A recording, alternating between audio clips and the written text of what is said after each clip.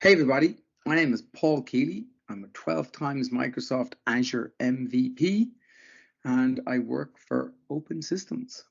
In this short demo video, I'm going to look at the fact that Azure Sentinel has analytic rules that access files outside of the environment on GitHub and AWS and Azure. And if it references them by a file name and the file name changes, your rule will fail, you could be exposed, and you might know it has happened. An example of these file names is something called Azure Service Tags. It's a list of all the IP addresses that Azure services use that Microsoft publish and update fairly regularly. The challenge is that they save the file name by its current date. And so existing rule templates that are out of the box will fail. You have to go manually update and change these. It's a pain in the ass. What we've done is we've built a GitHub application, it's a build pipeline, that goes to this web location, downloads the file. We manage the file extension and name types. We stick it into a web location, and you can reference that for your rules, or you can just go to the GitHub, fork it, and build your own. And then what we're going to look at for the use case in this is cross-tenant Azure portal access. So what this rule was built for was to find users who have delegated access to your environment, which isn't easy to see, and to understand what they're doing in another Azure environment in your environment. All right.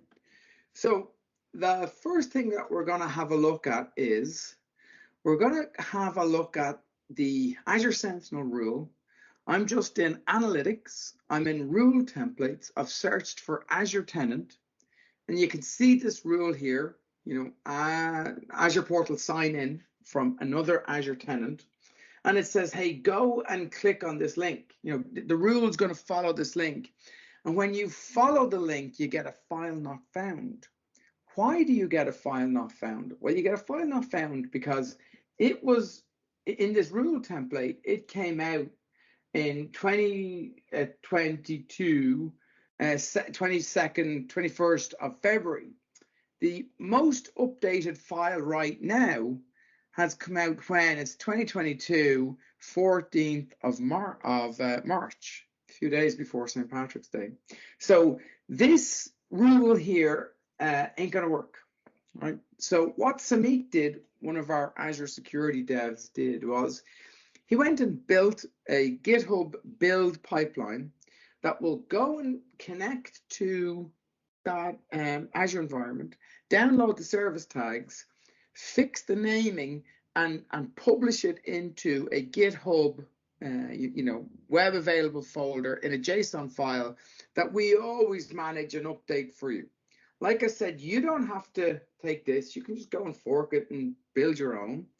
And then what it would look like in a rule format is, we would just reference Samik's, service tag JSON here.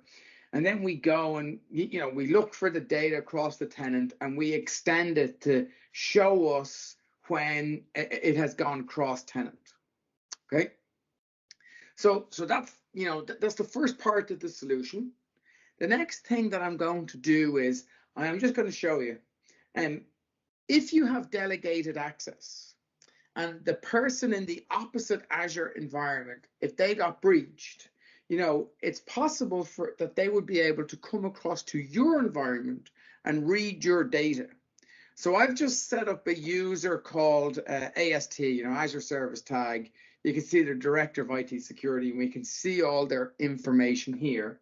And this is in an Azure Active Directory domain called the Security Ninjas. All right.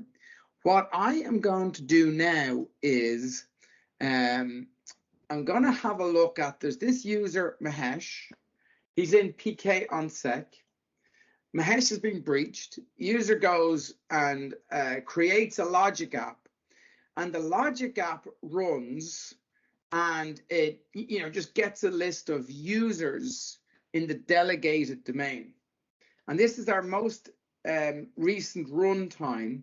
And then if I just show you here on the HTTP request, you can see the first user that it's after getting is AST, Azure Service Tags. You can see the Director of IT Security, and this would have the capability of reading every user and their details that's listed in Office 365, which of course is stored in Azure AD, and pulling it into your environment.